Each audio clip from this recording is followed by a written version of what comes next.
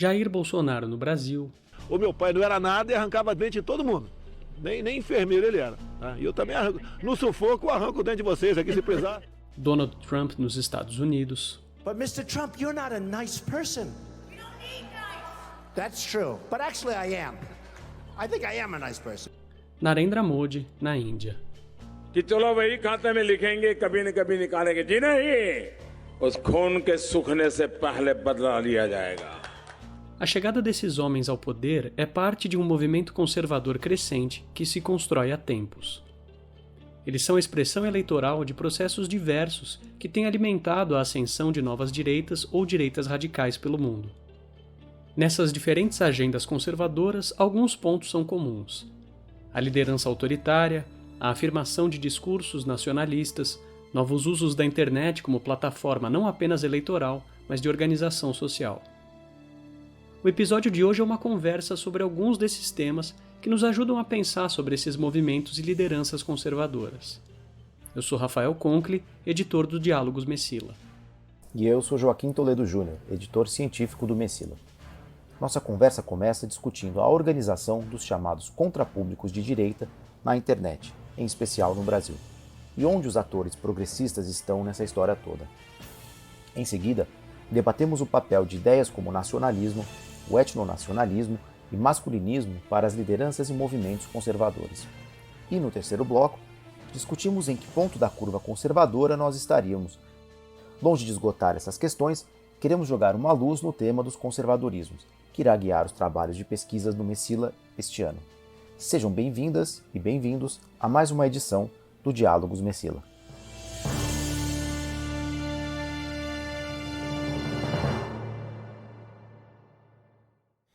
Com a gente hoje estarão Camila Rocha, cientista política e pesquisadora do Centro Brasileiro de Análise e Planejamento, o CEBRAP, Fernando Baldraia, historiador e pesquisador doutor no Messila, e Peter Birle, cientista político, diretor de pesquisa do Instituto Ibero-Americano de Berlim e um dos pesquisadores principais do Messila. A Camila tem se dedicado a investigar o surgimento da nova direita brasileira e produziu para o Messila um artigo sobre o tema que está para ser publicado na série de Working Papers. Dentre os trabalhos de Fernando, ele faz uma comparação entre a direita radical no Brasil, Índia e Estados Unidos, num artigo que também deve sair em breve. E Peter Birle é um estudioso dos sistemas políticos da América Latina, interessado na política externa dos países da região e em suas relações de cooperação e integração. Eu vou passar então para uma primeira pergunta, uma primeira ponto de partida, pensando um pouco mais na experiência brasileira e um pouco no trabalho da Camila. Então, as últimas eleições, elas parecem ter, não só no Brasil, se a gente fosse pegar, por exemplo, a eleição do Trump e depois a eleição do Bolsonaro no Brasil, só para comparar, para pegar dois casos, elas parecem ter culminado processos que começaram já alguns anos antes, né? Então parece que o efeito disso veio bater agora, da crise econômica e emergência de movimentos conservadores e de uma nova direita ou direita radical, especialmente na internet. Então, não sei se vocês concordam, mas parece que esse ciclo eleitoral, a internet ganhou uma importância que ela ainda não tinha tido, mesmo se a gente lembrar da campanha pioneira do Obama em 2008. E, particularmente no caso do Brasil, parece que a internet ela virou um lugar onde a política e as crises políticas não só acontecem, mas elas também são geradas e geridas. Enfim, a internet virou um lugar da disputa política como não era até poucos anos. Eu queria passar então, Camila, você usa uma expressão no seu artigo que é dos contrapúblicos digitais. Você pode comentar um pouco, contar o que isso tem a ver com onde a gente está hoje, do ponto de vista desse processo político e da emergência dessa nova direita no país? Sim, claro. Bom, então meu nome é Camila Rocha, eu sou cientista política e sou pesquisadora do CEBRAP.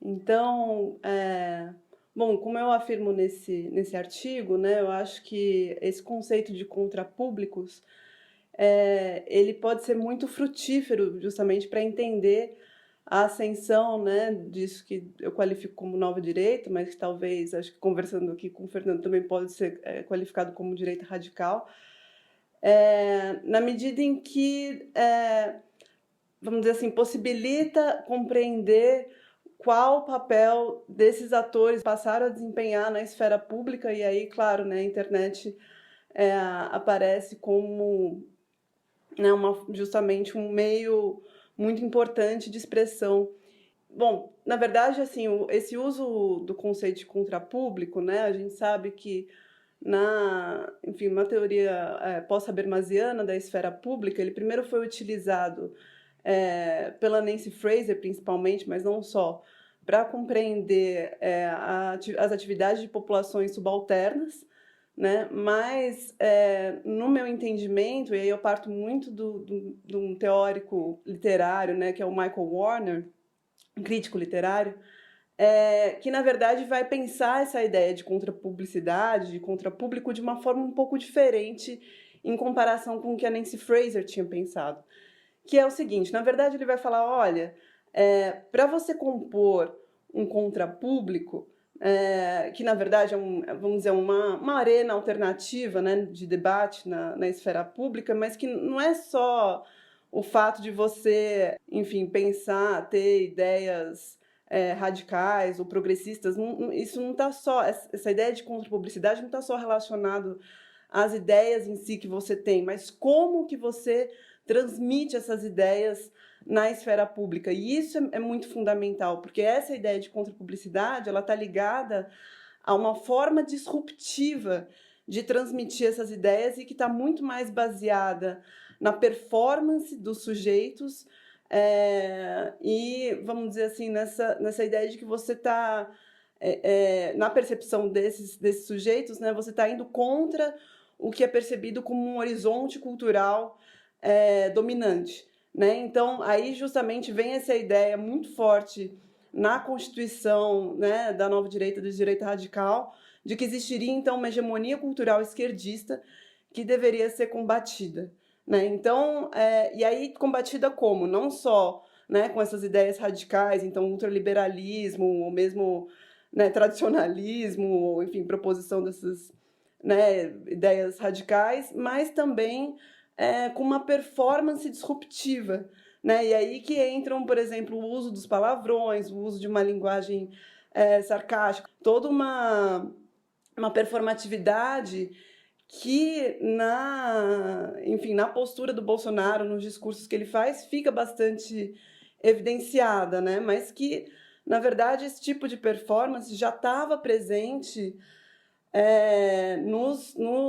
enfim, nas atividades da nova direita há 15 anos atrás.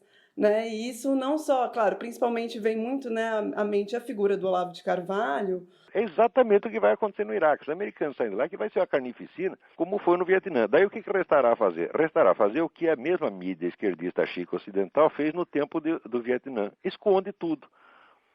Mas não só o Olavo, assim, né? Existiam vários outros personagens, várias outras figuras que já faziam uso desse tipo de performance, né, de modo de agir, de modo de se expressar. É claro que o Olavo de Carvalho, ele com certeza foi central, no sentido que foi, vamos dizer assim, ele conseguiu hegemonizar um certo campo que estava se formando ali. Aí no meu artigo eu falo bastante do Orkut, né, que foi uma rede social anterior ao Facebook em termos de popularidade no Brasil. Então, desde aquela época, já começaram a se formar esses espaços alternativos de sociabilidade, né, e de intervenção na esfera pública. Mas é importante também deixar claro que eu também não me proponho a fazer uma abordagem tecnodeterminista, né, do papel da internet. Eu acho que, pelo contrário, na verdade, a análise ela tem que ser muito mais política, para entender mesmo o que aconteceu na sociedade brasileira que levou, né, a esse tipo de expressão passasse a ganhar cada vez mais atenção e mesmo popularidade, né? Tem esse fator importante no fenômeno do Bolsonaro, que é o fato de que ele soube construir uma presença online, uma persona online ou digital, que é relativamente pioneira no Brasil. Mas a ascensão dele tem também a ver com a convergência de vários elementos, não só essa questão da organização e presença na internet. E acho que são esses vários espaços de organização dessa direita que convergiram nessa eleição do Bolsonaro, como você aponta no seu artigo, não é, Camila?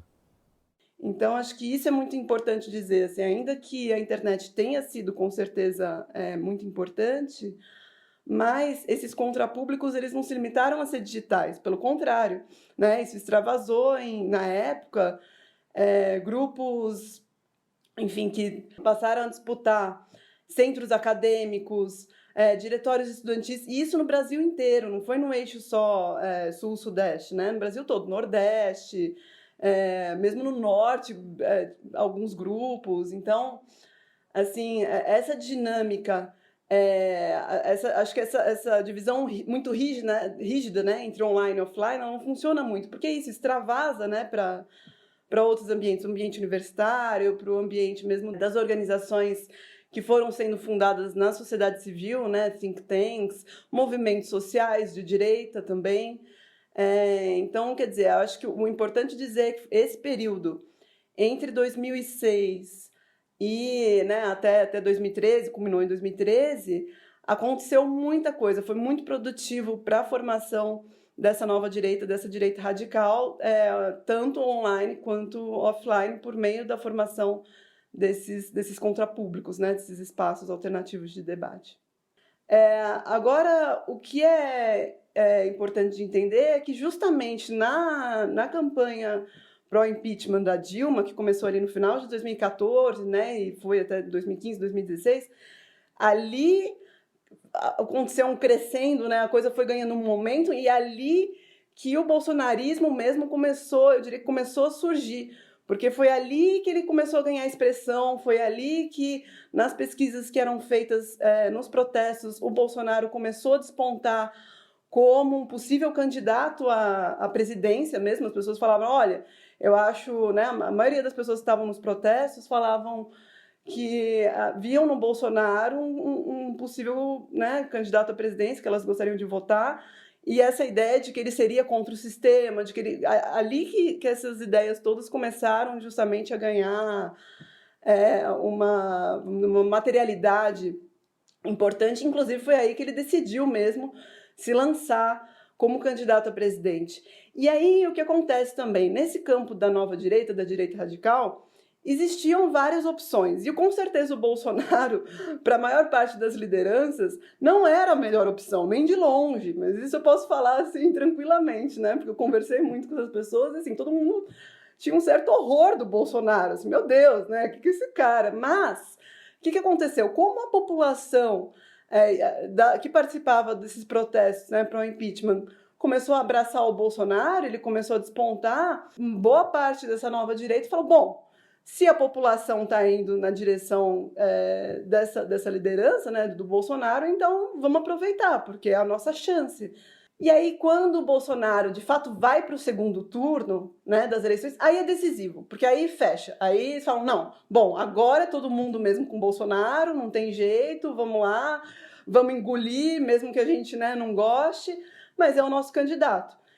E aí sela mesmo vamos dizer, essa confluência entre essa nova direita, essa direita radical que veio se organizando, né, há tanto tempo atrás, com o bolsonarismo. Mas, claro, isso é importante dizer, e eu já dizia na época, que sempre foi um casamento de conveniência, né? Assim, essas pessoas nunca tiveram exatamente confortáveis abrigadas ali no bolsonarismo. Claro que existem lideranças que acabaram, de fato, virando lideranças do bolsonarismo, né? Então, por exemplo, a Carla Zambelli, a Bia Kicis, né, acabaram... Mas, assim, eu acho que é importante ter essa separação entre isso que eu estou chamando, né, de nova direita, que o Fernando chama de direita radical, e o bolsonarismo, para a gente entender essas dinâmicas, porque, inclusive, entender porque as pessoas, essas defecções, né, mais recentes e também que ocorreram há um tempo atrás, né, isso é uma coisa que já podia, assim, ser de alguma forma prevista, porque é isso, né, era um casamento, era uma coisa muito pragmática, eram alianças muito pragmáticas. Justamente esse casamento de conveniência está em crise. Eu acho que isso, dentro da direita, tem um racha, o MBL de um lado, né? Dá para perceber esse movimento, a Joyce Hasselman, enfim. Eu queria aproveitar essa expressão, porque tem uma expressão no artigo do Fernando, também clássica na sociologia, que é a ideia de afinidade eletiva, né? E essa afinidade eletiva é entre o ambiente das redes sociais e o populismo. E você usa a expressão de demagogos digitais, Fernando, para falar desses políticos, esses homens fortes, desse circuito global populista da direita radical. Queria que você comentasse um pouquinho isso, uma perspectiva um pouco agora mais comparada com o que você faz no seu artigo. Opa, gente, e aí? Bom, eu sou o Fernando, estava no meu pós-doc aí no Messila, Fernando Baldraia. O que acontece? Talvez eu vou aproveitar, tentar pegar um pouco do gancho da Camila com o impeachment da Dilma, porque talvez um dos elementos importantes em cimentar o caminho que vai chegar no Bolsonaro partindo do impeachment da Dilma é entender a própria posição da Dilma como uma mulher que fica numa posição cada vez mais fragilizada, porque teve uma campanha misógina que contribuiu muito para o enfraquecimento da figura política da Dilma. Então, aí você casa os ataques misóginos, tanto os mais toscos, grosseiros, que você vai encontrar nas redes, mas mesmo aquele que aderiu à imprensa mais tradicional, à grande mídia, vai apresentar a Dilma um pouco como uma pessoa descontrolada, tudo que você pode associar à figura feminina destituída da possibilidade de governar um país, de ter a responsabilidade, a serenidade, todas as coisas que você precisa para isso, elas foram, de certa maneira, reprojetadas na masculinidade ostensiva do Bolsonaro e do bolsonarismo. As figuras bolsonaristas, inclusive, elas ostentam um pouco isso. Boa parte das lideranças bolsonaristas de primeira hora, assim, eram figuras assim um pouco desse... E essa aura de militarismo, a gente vive em uma atmosfera assim extremamente masculinista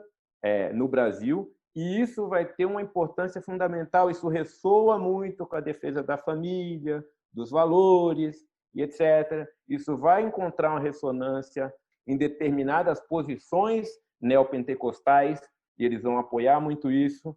Então, isso aqui no Brasil, a gente vai ter uma coisa muito parecida nos Estados Unidos no que diz respeito a esse elogio da masculinidade. Vocês vão lembrar que o Trump foi acusado, inclusive, de abuso sexual, de misoginia, vazaram áudios e etc. E isso não surtiu um efeito, digamos assim, um efeito eleitoral que se imaginava, que era derrubar a candidatura dele. Então, tem alguma coisa ali de uma reação hegemônica masculina como resposta a um crescimento que você vai ter no Brasil, você vai ter nos Estados Unidos muito intensamente, do movimento feminista, da crítica feminista, a maneira de se organizar a sociedade, não só o governo, que vai encontrar. O problema e aí eu fiquei pensando um pouco aqui, ouvindo a Camila e pensando também, de como é que a direita conseguiu se oferecer como um contrapúblico, quando, na verdade, se a gente fosse pensar do ponto de vista um pouco mais teórico, ela, na verdade, é a hegemonia.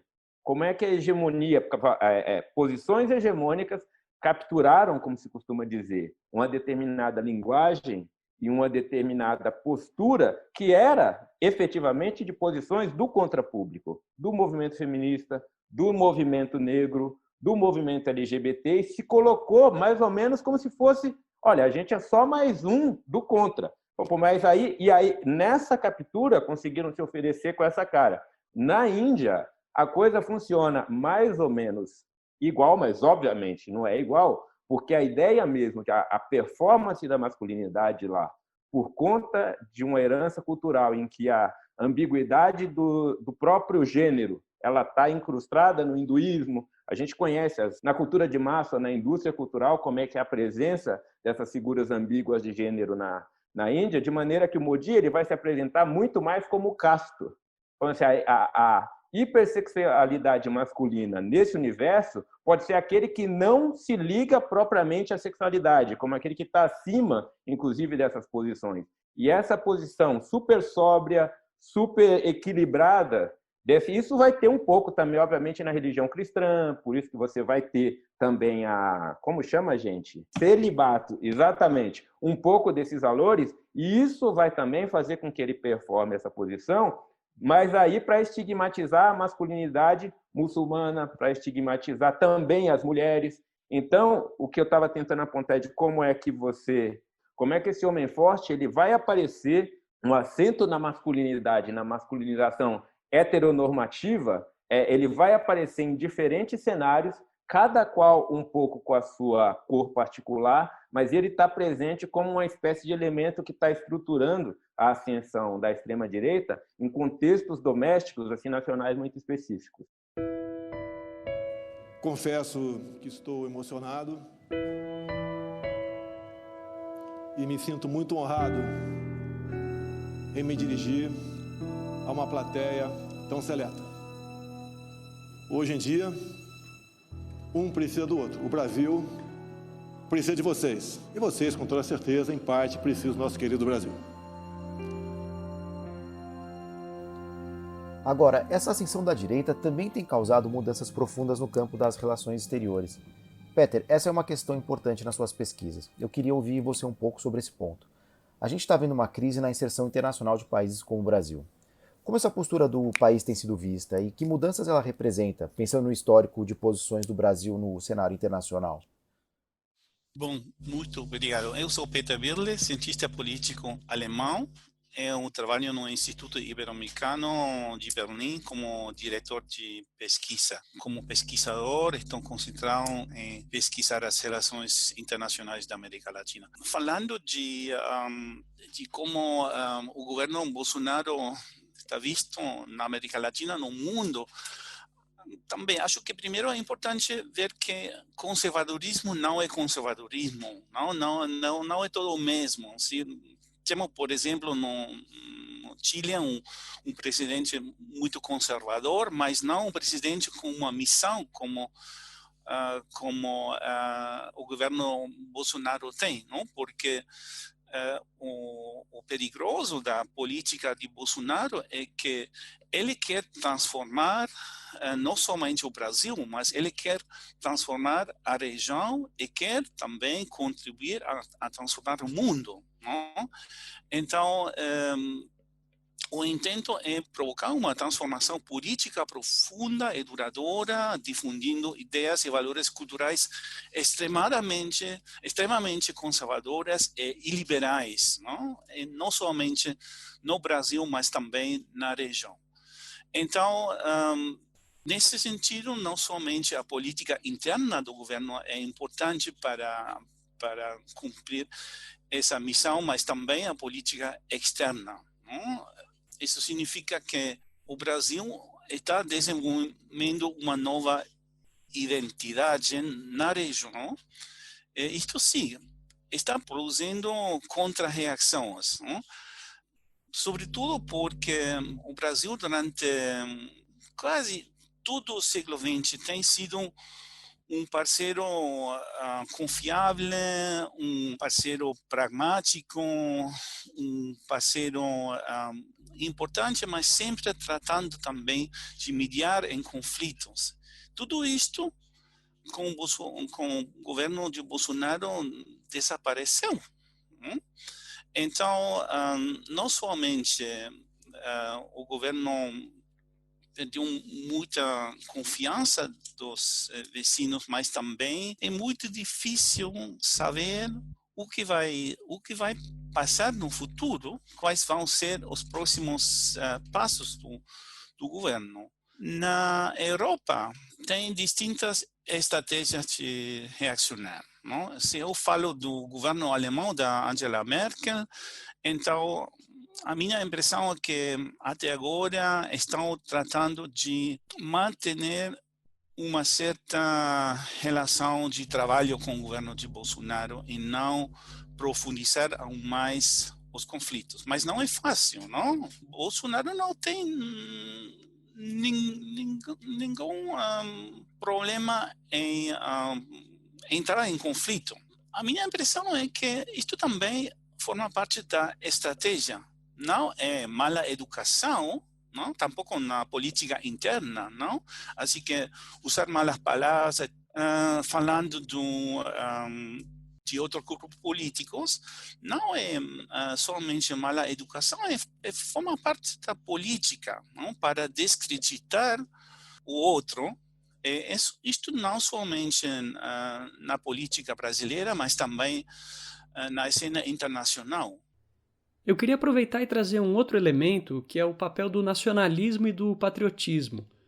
Esses são valores com um peso importante na maneira como Bolsonaro se afirma, na identidade de uma parte dessa nova direita, que recorre a símbolos nacionais, que se propõe a fazer leituras ou releituras revisionistas da história.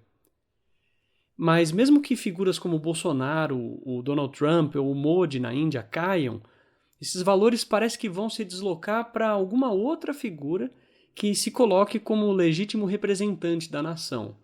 Como é que vocês veem o papel dessas ideias de nacionalismo e patriotismo na construção de líderes e de movimentos conservadores agora? Eu não estou seguro se concordo com falar da mesma maneira do nacionalismo e do patriotismo. Para mim, o patriotismo não é tão problemático. Então, eu somente falaria do nacionalismo. Sim, é um grande problema. Mirando as parcerias do Brasil no momento, mostra claramente que não são as velhas parcerias na região, no mundo, mas são governos como radical conservadores, como o governo de Hungria, do Orbán, ou da Polônia, mesmo governos como a Arábia Saudita, outros que também estão utilizando esta ideia do nacionalismo tão forte, que não somente é ultranacionalismo, mas também é um anti-multilateralismo. Acho que isto tem muito que ver com as ideias antiglobalistas, porque o argumento central do Bolsonaro e de outros governos nacionalistas é que a globalização produziu um marxismo cultural, não? Um genderismo. Então, a melhor maneira de lutar contra o chamado marxismo cultural no Brasil, na região e no mundo é apostar um nacionalismo muito forte, não? Em contra não somente de organizações multilaterais na região, mas também no mundo. Não? Então, o desprezo em contra da ONU, o desprezo em contra de organizações regionais como a Unasul, que é ridículo, porque dizendo que a Unasul, para dar um exemplo, não? A Unasul é uma organização que não nasceu com Lula, nasceu com o Fernando Henrique, porque o Fernando Henrique, no ano 2000, invitou pela primeira vez todos os presidentes e chefes do governo da região para Brasília para pensar como é possível no mundo fortalecer o papel da América do Sul. Então, dizer hoje que a Unasul foi somente um projeto esquerdista de Lula, de Chaves, não é assim. Mas como a estratégia é lutar contra um chamado marxismo cultural no mundo, então qualquer instrumento é utilizado para fazer isto.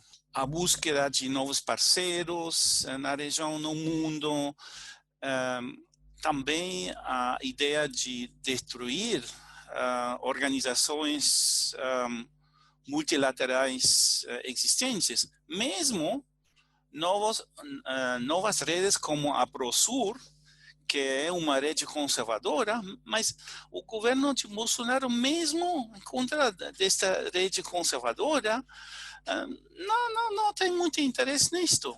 Não?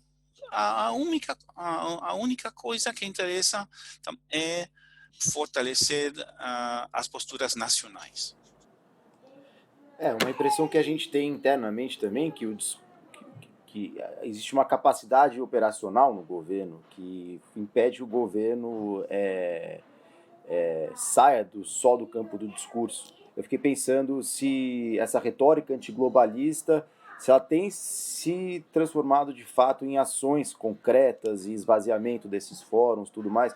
Não sei qual que é a sua percepção Peter? Acho que você comentou isso um pouquinho, mas se de fato essa retórica tem se transformado em ações concretas com potencial de determinar, vamos dizer, os próximos anos. Sim, não somente é um pensamento novo, mas tem se transformado em muitos atos concretos nos últimos 18 meses, não? Por exemplo, novo voto brasileiro na ONU com respeito de votações de direitos humanos, ou também propostas apresentadas pelo governo cubano, que a representante brasileira diz que o governo concordava com o conteúdo da proposta do governo cubano, mas como não era um governo legítimo, então o governo do Brasil votou não em contra, mas tampouco em favor, não, das propostas. Então, não é somente um pensamento, mas são muitos pequenos passos concretos que já têm transformado profundamente a política tradicional do Brasil. Não? É por isto que acho que em maio, não, todos os ministros de relações internacionais desde o governo do Itamar Franco, incluindo o Fernando Henrique, que foi presidente, que foi ministro de Relações Exteriores do Itamar Franco, não, tem publicado uma carta de protesta em contra da política externa do governo de Bolsonaro, dizendo, e com razão, que é uma política externa anticonstitucionalista, porque é uma política que vai em contra do artigo 4 da Constituição brasileira, de 1978, porque neste artigo 4, você pode encontrar certos princípios fundamentais que devem observar a política externa do Brasil. Por exemplo, fortalecendo a integração regional, universalismo, independência, não subordinar-se. E vai ser muito difícil também, em uma fase pós-Bolsonaro, de reganhar a confiança dos parceiros tradicionais, voltar à imagem muito positiva, não, que o Brasil tinha nas relações internacionais, porque o Brasil sempre era um exemplo positivo das políticas externas latino-americanas, não somente com um Itamaraty institucionalizado, pragmático, seguindo regras, mas também o país como exemplo de uma política externa de Estado e não do governo, não? Por exemplo, na Argentina sempre se falava da política externa, da diferença entre a política externa da Argentina e da política externa do Brasil. O Brasil como um exemplo bueno, dizendo que na Argentina, com cada governo, tem uma nova política externa. No Brasil, desde o governo de Rio Branco, mais ou menos, desde 100 anos, você tem uma política externa de princípios fundamentais, não? Pragmatismo, universalismo, independência, autonomia, muitas coisas mais que, com o tempo, sim, não todos os governos têm seguido essas estratégias com os mesmos instrumentos, mas os princípios fundamentais sempre foram, mesmo com os militares dos anos 60, os princípios fundamentais estavam aí, não? Mas com o governo do Bolsonaro é um câmbio brutal, é um câmbio muito brutal.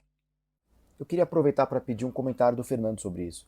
Você discute como essa masculinidade tóxica dos líderes conservadores está ligada ao etnonacionalismo.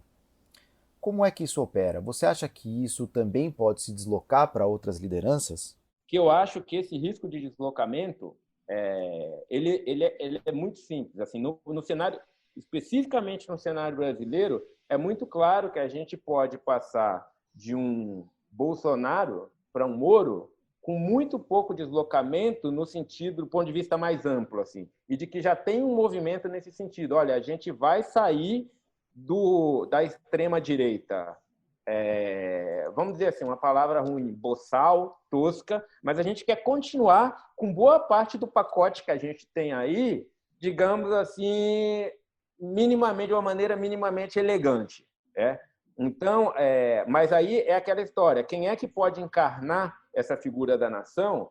De novo, a gente volta para a mesma reprodução de quem é que está capaz de se apresentar como essa figura da nação. O Trump consegue fazer isso nos Estados Unidos e ele retoma muito a retórica do supremacismo branco nos Estados Unidos de uma maneira assim escandalosa, como ele faz isso. Agora, nesse debate dos monumentos, foi super claro como é que ele foi lá na frente do Rushmore para falar, olha, tem aqui ninguém vai mexer, tem uma América aqui, uma certa imagem de América que eu represento, dos valores cristãos, da sociedade ocidental, e ele mobiliza esse vocabulário mesmo, que a gente não vai colocar em questão.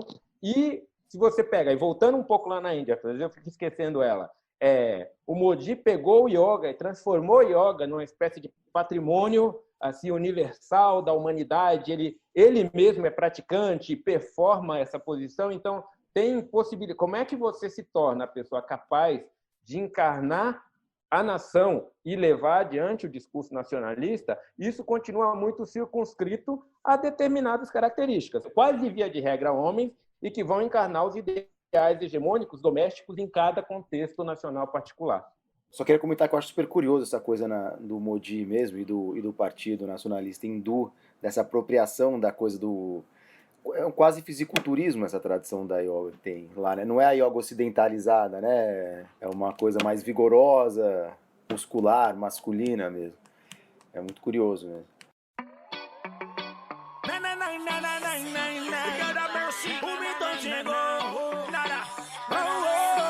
Bolsonaro é o presidente dos nossos sonhos. É o presidente que todos os brasileiros quiseram e querem. É o presidente que não suporta ver uma elite armada oprimindo um povo desarmado.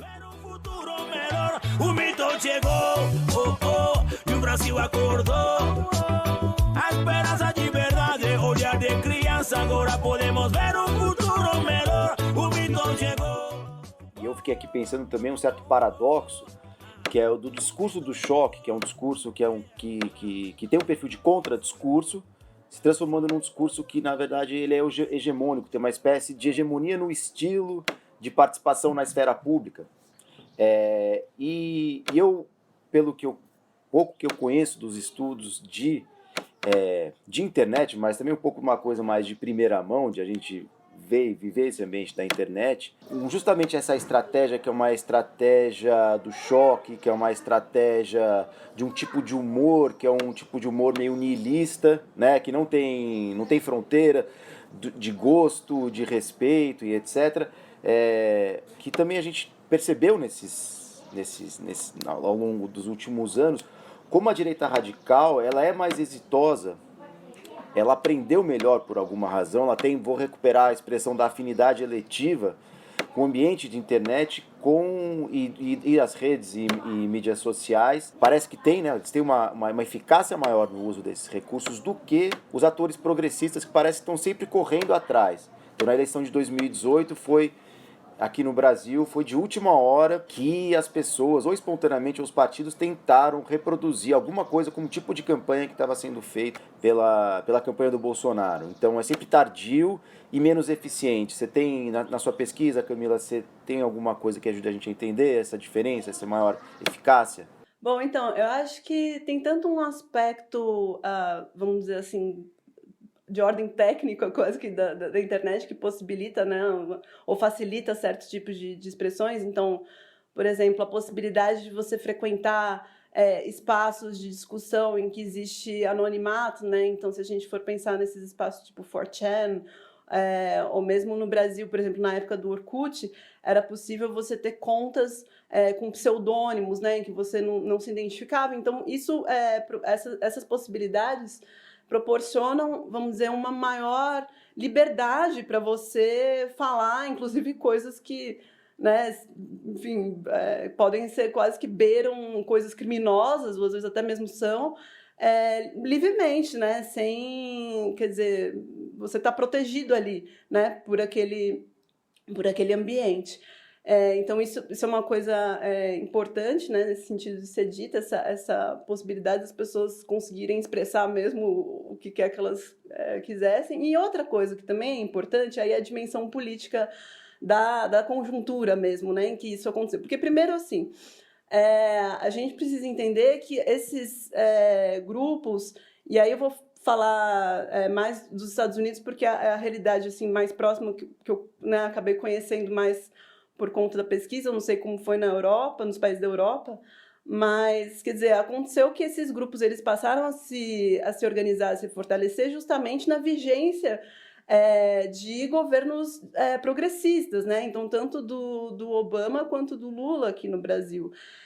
Então, acho que isso foi muito importante, quer dizer, essa existência, pelo menos aqui do Brasil, né, dessa, vamos dizer, hegemonia lulista, né? Quer dizer, em 2010, o Lula saiu, né, com uma aprovação recorde, né, de mais de 80% da população. Quer dizer, isso é muito importante, porque foi justamente, eu acho que, juntando, então, esse aspecto, vamos dizer, técnico, né, com essa ideia de que, olha aí, tá vendo essa hegemonia lulista, isso aí tá excluindo a gente, né, do debate público, tá? A gente não consegue, isso eu tô falando, né, do ponto de vista dessas pessoas de direita, e aí é óbvio, claro que para quem era também, vamos dizer, de esquerda, mas que também não estava alinhado com a hegemonia lulista, obviamente que também ficava difícil de debater, mas aí era mais complicado você falar, olha aqui, né, eu sou feminista, mas eu não me sinto contemplado, eu sou do movimento negro, mas eu não me sinto contemplado. As pessoas falam, não, mas como assim, né? Teve vários avanços, como assim você não se sente contemplado?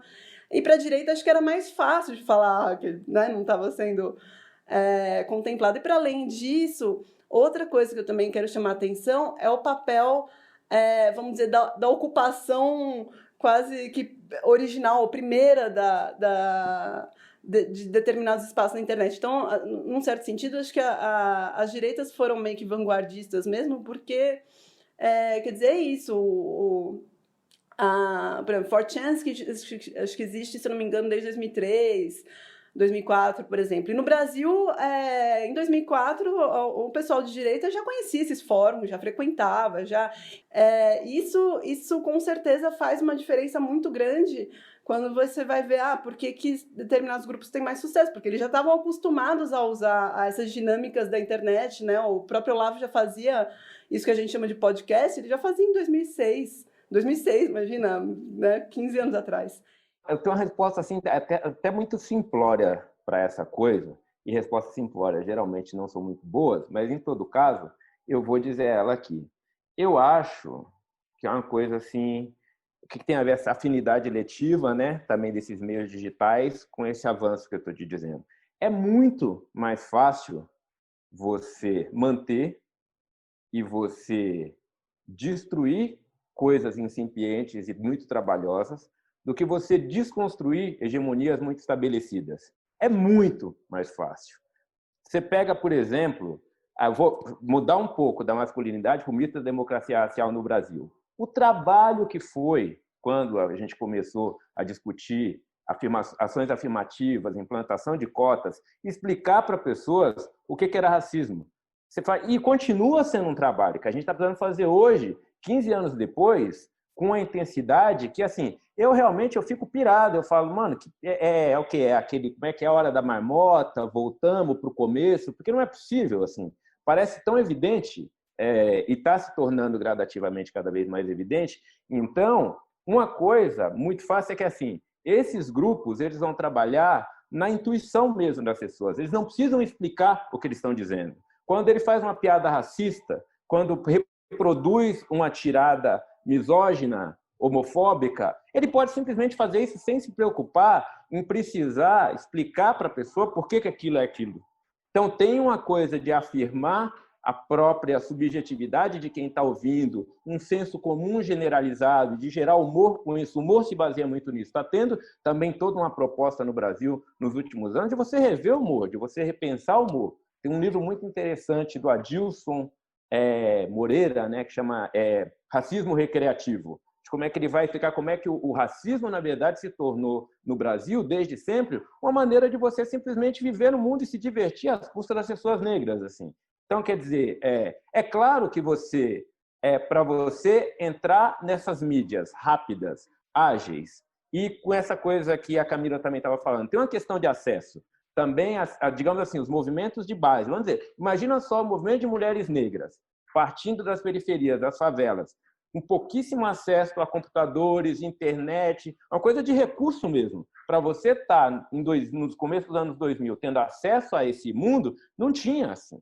O acesso à internet era muito limitado, mas a reflexão acumulada do movimento negro, do movimento indígena, do movimento feminista sobre essa coisa era enorme. Ela está começando a surtir efeito agora, mas ela era enorme. Ao passo que essas pessoas elas vivem de uma espécie de inércia poderosíssima. E essa inércia poderosa ajuda muito. Tá ligado? Assim, eu ouço e falo, bom, na verdade, a resposta não é tão difícil assim. É simplória, mas não é tão difícil. Agora, pensando um pouco nos atores progressistas, como vocês veem essas forças? Quais movimentos a gente poderia observar aí? E eu queria ainda adicionar um ponto, que é pensando na questão das estratégias, das formas de agir. E sobre isso tem um exemplo que eu acho interessante trazer. Recentemente, o New York Times lançou um podcast chamado The Rabbit Hole. É uma radioreportagem em 8 partes que discute o papel da internet como um espaço de formação pessoal. E como esse é um espaço muito fértil para a radicalização, para o extremismo e para o fortalecimento de narrativas conspiratórias.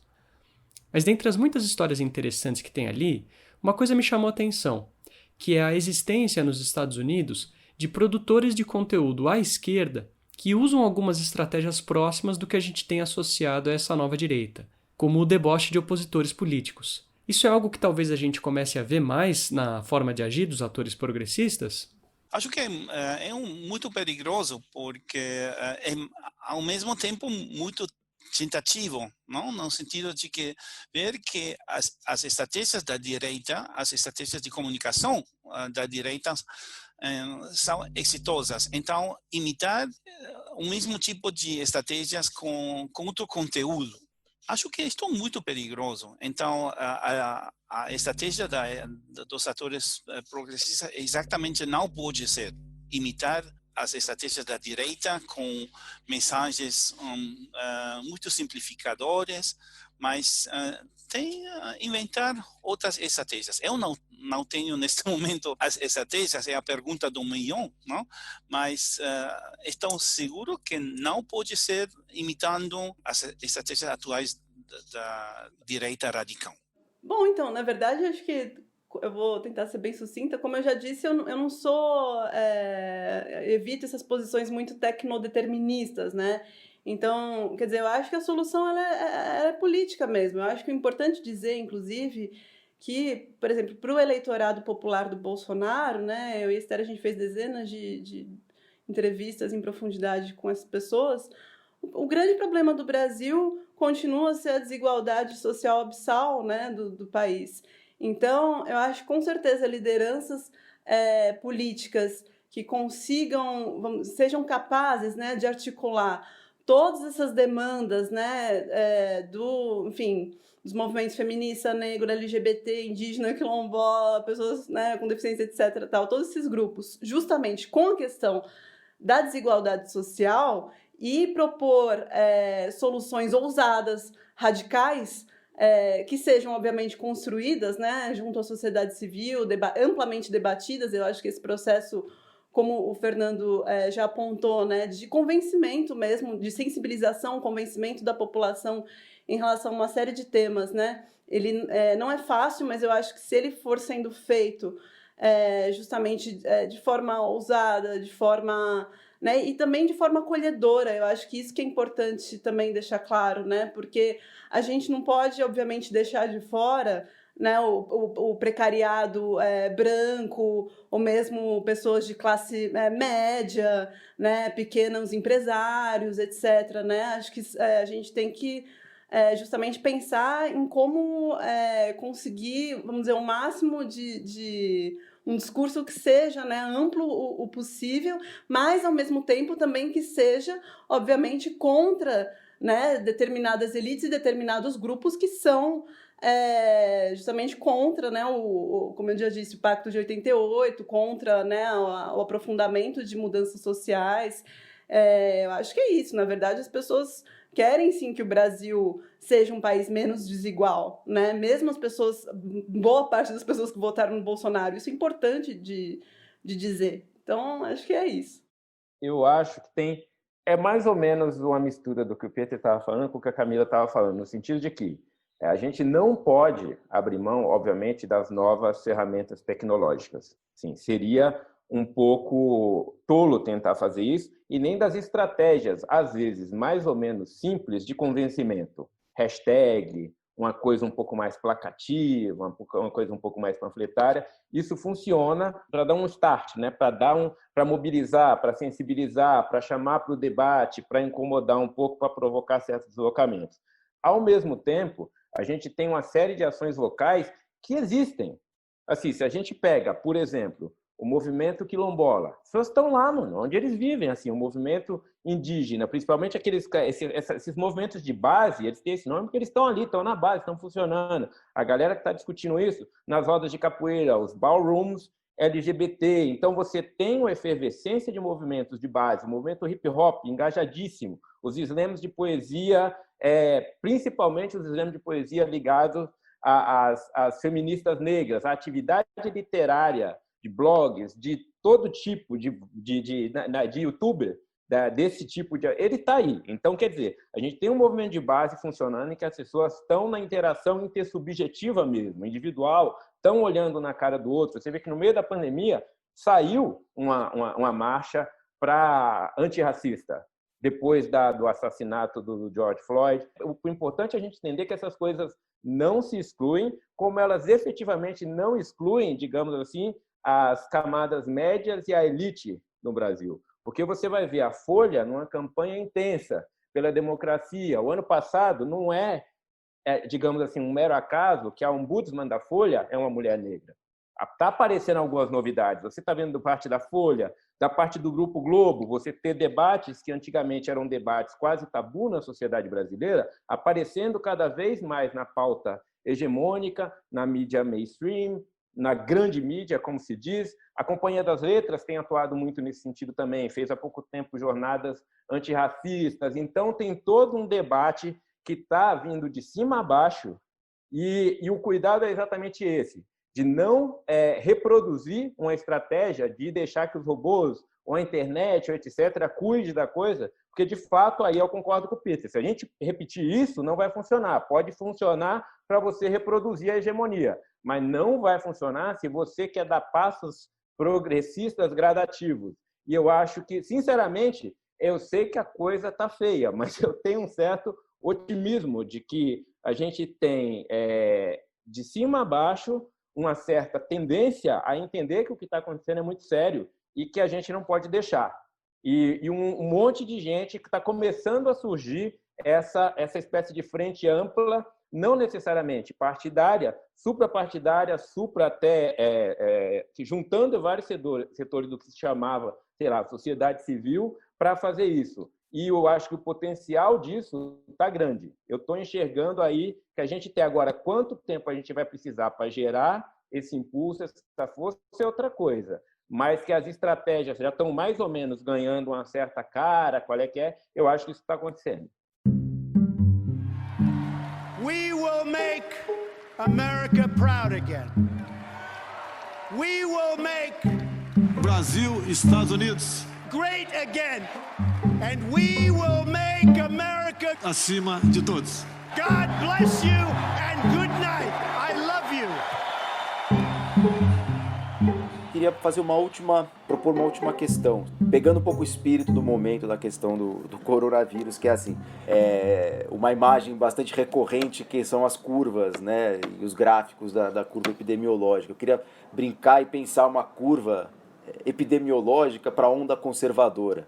Na percepção de vocês, se existisse uma curva como essa, a gente traçasse, vocês acham que a gente está onde agora? A gente passou o pico, a gente não chegou no pico, a gente está num platô que vai durar durante muito tempo, a gente já está decrescendo, tentando voltar a um normal menos... Qual que seria... Claro, como metáfora, gente, mas o que vocês diriam? Vocês diriam que o negócio que a gente está no meio, falta muito para acabar? Vocês acham que talvez a debacle do Trump pode ser uma sinalização de alguma coisa diferente? Não sei, o que vocês diriam? Camila, você quer começar? Bom, então, Joaquim, eu, na verdade, só fazer um comentário em relação à fala do professor Peter, que na verdade, também pensando no que o Fernando também já falou, que eu tenho muita concordância, que é o seguinte, a gente tem que pensar que o Bolsonaro, o bolsonarismo, mesmo essa direita radical, ela justamente é contra o Pacto de 88, né? Então, por isso que inclui toda essa agenda de direitos humanos, né? E que não é só no Brasil, ela é internacionalizada, né? Então, para eles, isso tudo é globalismo, justamente, é marxismo cultural, precisa ser combatido, né? E nesse sentido, não deixa de ser uma coisa um tanto até, não é só reacionária, mas revolucionária, né? No sentido de não é só restaurar a ordem burguesa que existia antes, mas, vamos dizer, até, num certo sentido, tem aí uma distopia, né? Claro, uma utopia no olhar para eles, né? Mas para a gente seria uma distopia, né? Para quem é a favor justamente do aprofundamento dessa agenda de direitos humanos. Mas, em relação a essa comparação que eu achei muito interessante que você fez, né, com as curvas quer dizer, se a gente estaria no Platão, eu acho que é uma pergunta muito difícil de responder, porque eu acho que a gente está num momento justamente que ele aconteceu uma inflexão muito importante no bolsonarismo com a pandemia, né? Eu e a professora Esther Solano, a gente justamente fez uma última pesquisa agora que apontou para isso, né? Como que, na verdade, boa parte do eleitorado do Bolsonaro ficou muito decepcionada, né, com a postura dele frente à pandemia, porque eu acho que é isso, quer dizer, enquanto esses ataques, né, estavam sendo dirigidos a populações subalternas, né, então mulheres, negros, etc., acho que ainda existia uma espécie de tolerância, né, se não concordância mesmo com esses ataques, como o Fernando bem falou, porque né, enfim, é isso, é a hegemonia que existia antes e que passou a ser atacada, né, então é mais fácil você, vamos dizer assim, restaurar ou concordar tacitamente com isso. Agora, em relação a um problema de saúde que passou, né, a atingir a população dessa forma, fica um tanto mais complicado de você defender. Agora, é importante a gente também levar em consideração que agora a pandemia ela passou a afetar muito mais, de forma muito mais cruel, inclusive, populações pobres, negras, em comparação com pessoas de classe média alta.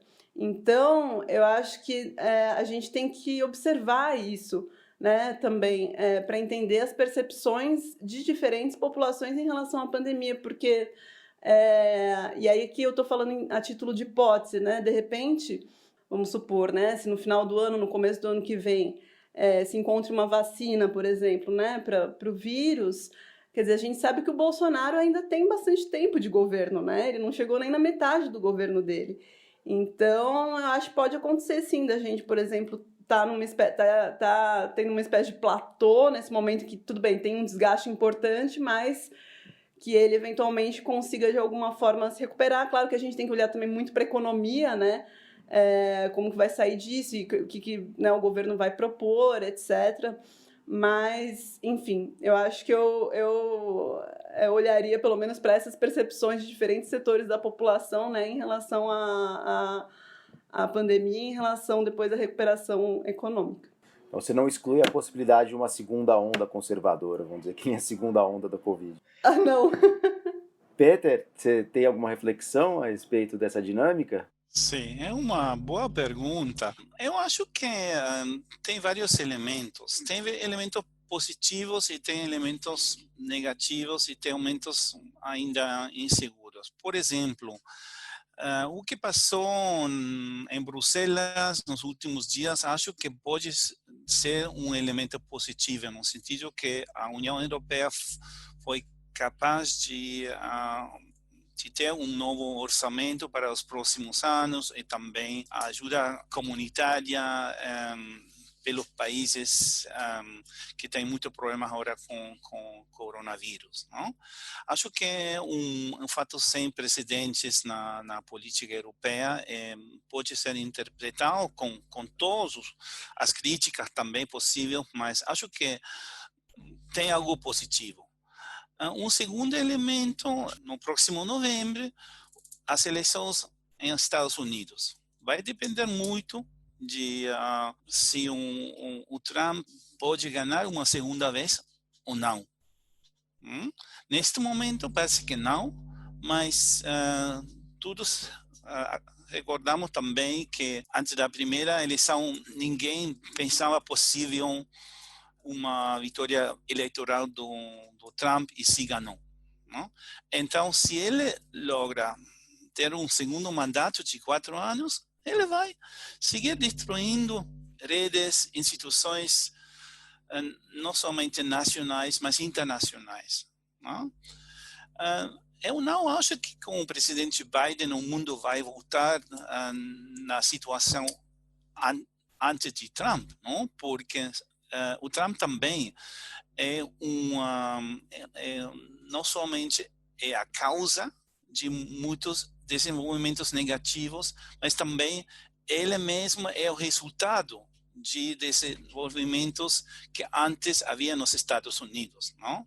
Assim, por exemplo, os cambios da cultura política dos Estados Unidos, o crescente conflitivismo entre os distintos partidos e outros problemas que, ao final, tem permitido ao Trump também de ganhar eleições com as suas posturas, estratégias tão conflitivas. Então, o mundo não vai voltar a uma situação como nos anos 90.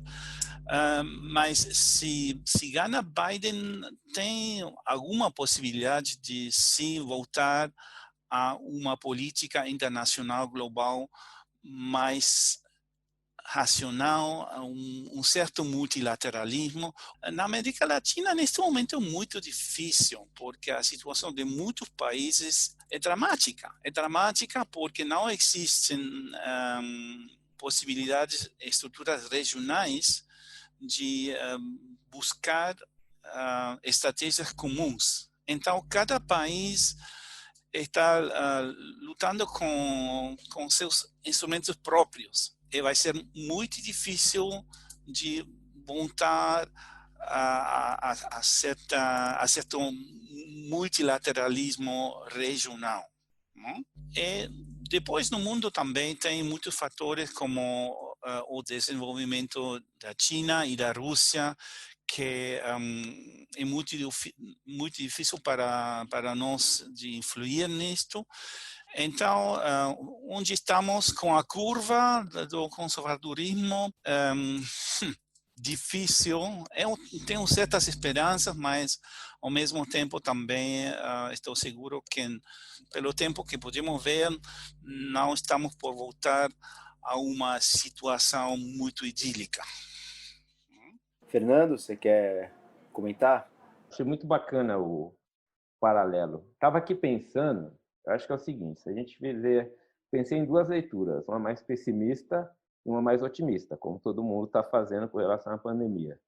Se a gente olhar para agora, como para a eleição agora recente na Polônia, para as coisas como estão na Hungria, o fato de que agora que o Modi foi reeleito há pouco tempo, e para 2 outras coisas. Primeiro, para o fato de ainda se ter dúvidas se o Trump cai ou não.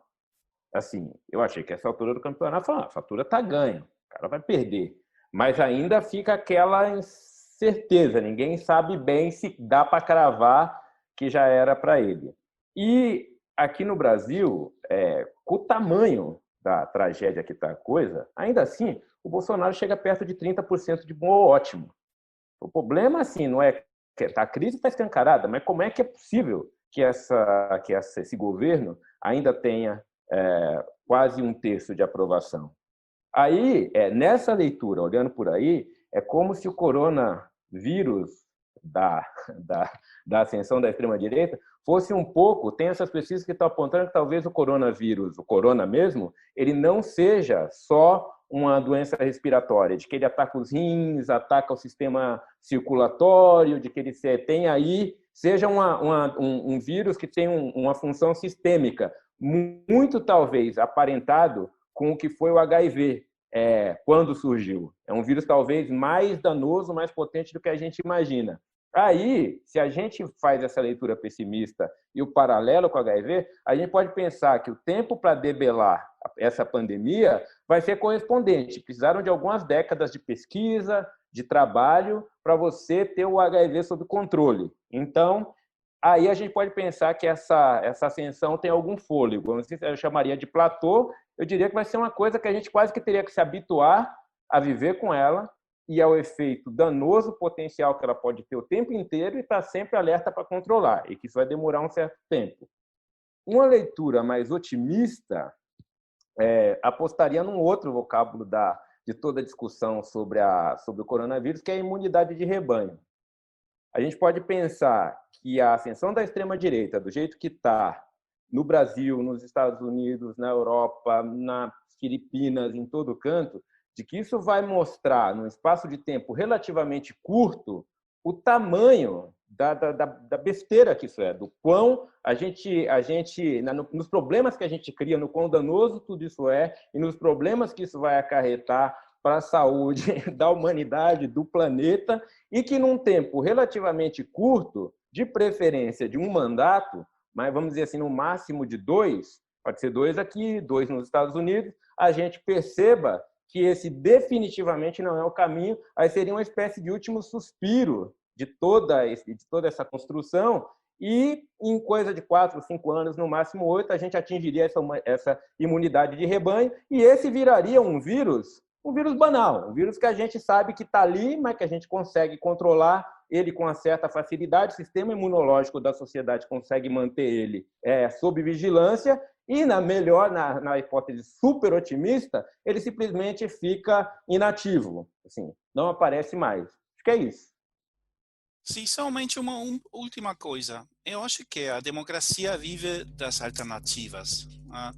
Isto para mim significa que é muito importante não somente criticar os conservadorismos e a extrema-direita, mas também construir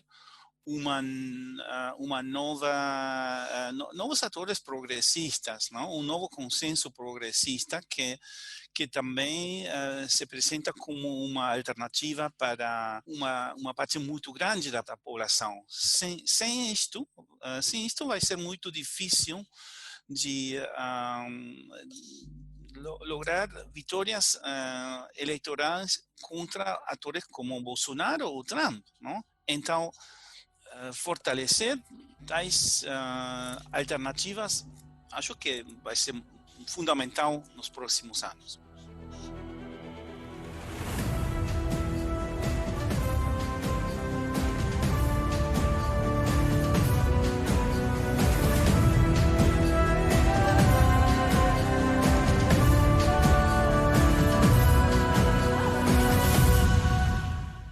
Essa foi mais uma edição do Diálogos Messila.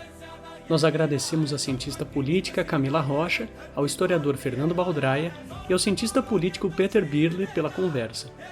Fiquem de olho no site do Messila, na nossa newsletter e nas redes sociais para acompanhar quando irão estar disponíveis os artigos da Camila e do Fernando. Esse episódio usou áudios de Gameplay R7, News Nation, CNN, TV Brasil, Olavo de Carvalho, El Beneco Brasil e a trilha Sultan do filme KGF Capítulo 1.